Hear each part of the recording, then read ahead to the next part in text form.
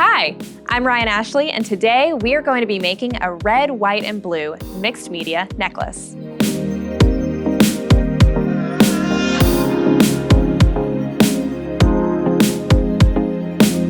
We all love those 4th of July picnics, but it is so hot out there that we want to find a way to accessorize without having a lot of weight on our necks. Chain is so on trend right now, so I definitely had to incorporate that. But the main material we're using in the necklace today is silk cord because it's so lightweight, you can barely feel it. It'll be like nothing is even there. Let's go over the tools you're gonna need. We have a crimping plier, a bent chain nose plier, round nose plier.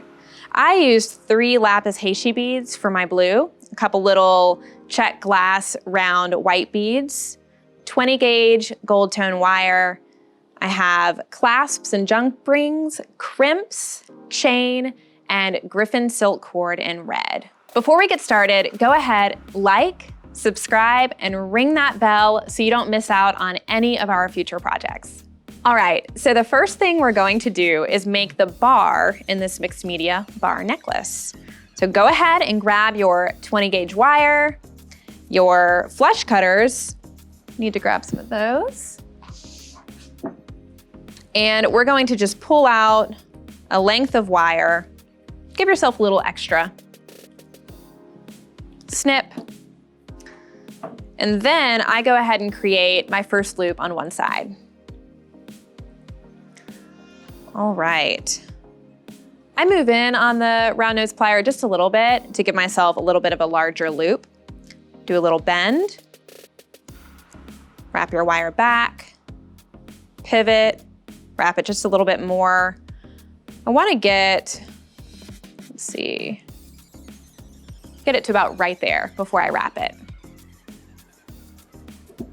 Now I'm grabbing my chain nose plier to hold that loop in place, and you can just use your fingers to wrap this wire around the base of the loop.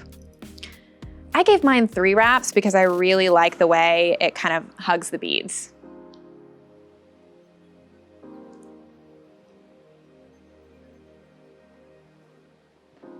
All right. Once you get to this part, I'll go ahead and cut that excess wire and add my beads. Sometimes you end up having this little sticky piece at the back. And if you need to, you can grab your chain nose pliers and just bend that down a little bit so it's not poking you. Perfect. All right, so first I put on my white bead. And then my 3 lapis beads. And you can really use any size or shape bead in these colors. It doesn't have to be these exact ones, just anything to give you that 4th of July look.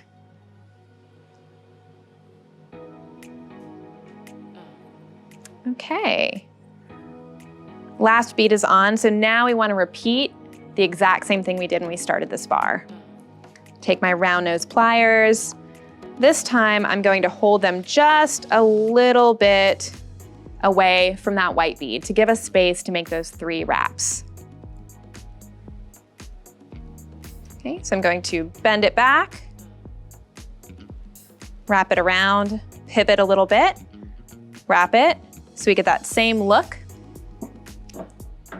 With the chain nose pliers, going to grip it and then use my fingers, or you can use a chain nose plier, another one, a bent nose version if you like, to wrap that wire and make those 3 wraps.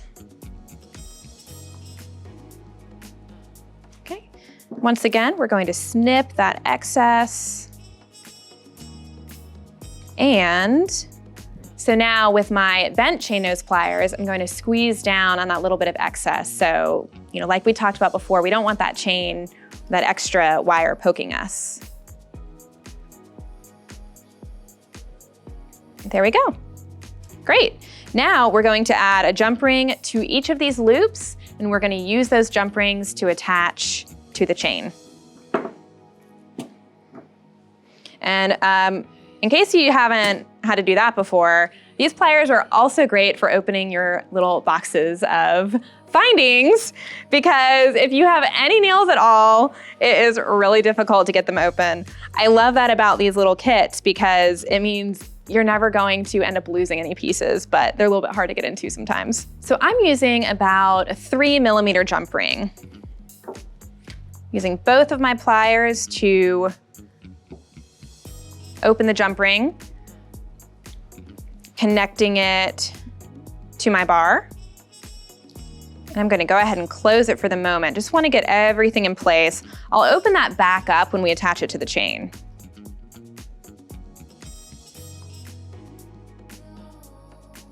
So you'll notice when I open this jump ring, I'm not pulling like this. If we pull like that, it's pretty much impossible to get the jump ring back together. So what we're doing instead is opening in opposite directions, just like that. So it easily goes back in place.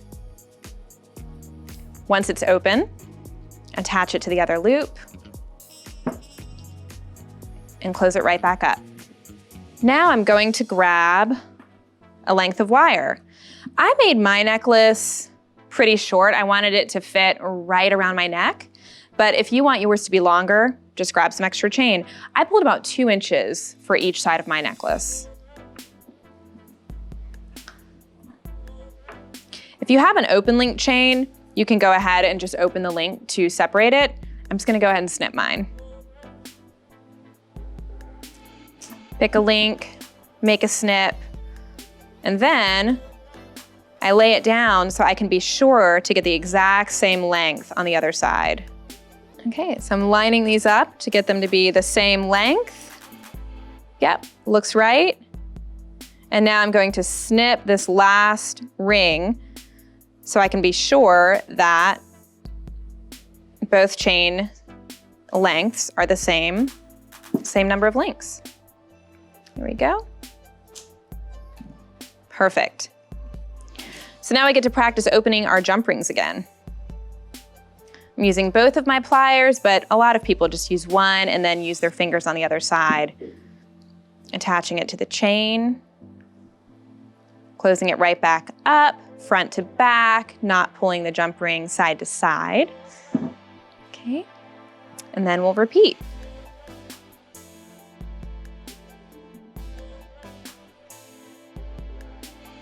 So if you decide to use bigger beads, you might want to think about using a larger chain, even a larger size of the Griffin silk cord. I used a 6, but you could go 8 or size 10.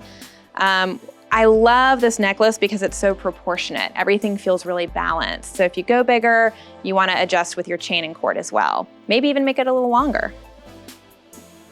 Great, so I have the front part of the necklace finished, and now time for the silk cord. I love, love, love Griffin silk cord. It comes on a little card and there's 2 meters, so you have plenty to make probably 4 of these necklaces or more if you use just this small amount. But I love it because it comes already with a needle on one end, and then it's just ready to go on the other end. First thing we're going to do is thread our crimp bead onto this needle. We're going to pull it all the way to the end. It's super easy to accidentally pull it off the end, so I usually just kind of hold it right there. I'm gonna take the side with my needle. I love this about the silk cord. And I'm going to thread it through the very last chain link. So I have my crimp on one end and I have the needle going through the chain link on the other end. Pulling it all the way through. All the way through. And then I'm going to thread the needle back through the crimp bead and then crimp it in place. I'm gripping this, by the way. I always like to get a grip on the cord and the crimp bead because I don't want it to accidentally fly off. Okay, so this crimp bead is pretty far away from the chain. All I have to do is pull it down. And you can decide how close you want to get to the chain with that. I'm going to leave just a little bit of space so that if my chain moves around, it doesn't rub too much against the silk cord. If it's super tight, it can cause that silk cord to wear down a little bit over time. But luckily, silk is one of the strongest fibers out there, so right about there, just a couple of millimeters away from the chain link. And I squeeze. And then your bead is crimped and you are ready to snip that excess. And then we will attach the clasp and move to the other side. Gonna grab scissors.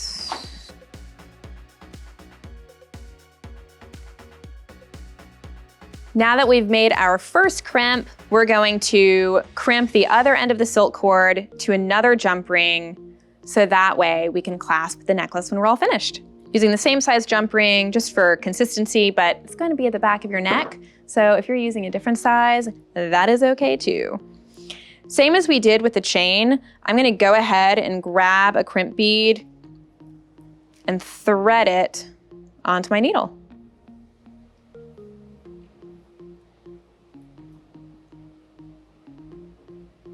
And I'm going to stop about right there because I want this to be kind of a short necklace. And then, just like the chain, I'm going to thread through the jump ring, go ahead and slide it down, and go back through the crimp bead. If you feel like you've lost some of your length or you've gotten too long, we can always adjust at this point. See how easy that is? I can just easily pull to make it shorter or longer. Okay, so I'm going to crimp right there.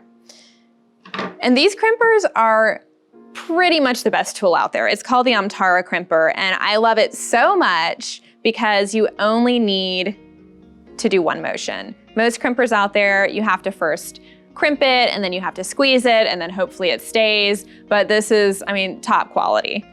So all I'm doing, I'm leaving that little bit of space because again, we don't want to wear down the silk. And it's a little bit magnetic, so it might try to grab your jump ring like it is for me. Oh my gosh.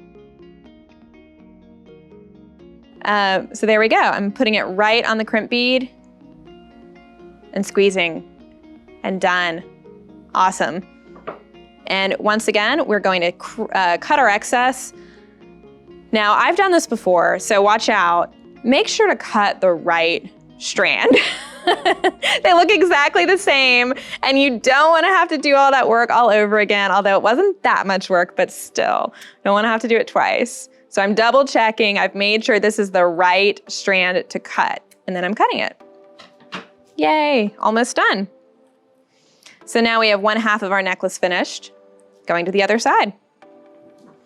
Same exact thing as we did before, grabbing a crimp bead,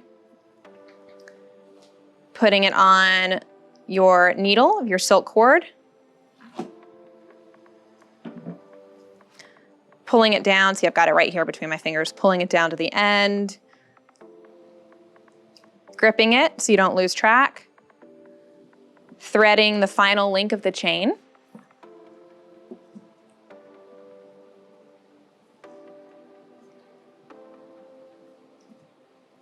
and finally, threading the needle back through the crimp bead.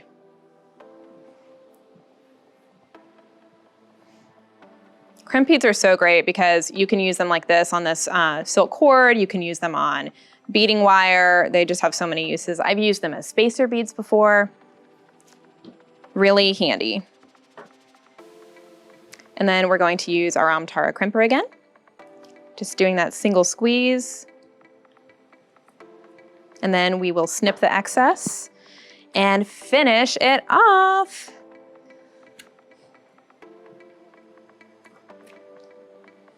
Okay. I want to make sure these are the same length. So I'm going to go ahead and stretch that out so it's ready for me to kind of measure against it.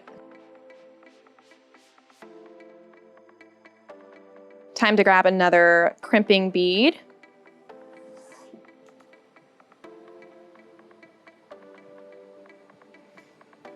Pulling it down. And remember, you don't have to get it just right now. We can always adjust that length again. So now I need my lobster clasp, or you could use a toggle clasp. And because I cannot open this thing, it's so darn secure, I'm gonna use my plier to open it up.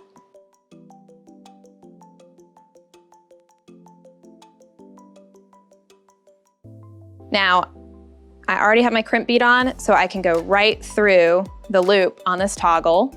Some people like to add an additional jump ring. That is totally your call.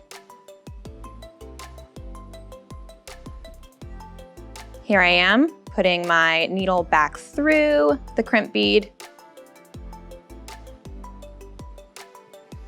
And then I'm gonna adjust for length. So it looks like it's a little bit long. I'm gonna pull it down a bit, see where I end up. That looks about right. Okay, moving the crimp bead a bit closer to the toggle, grabbing my crimper, and then squeezing.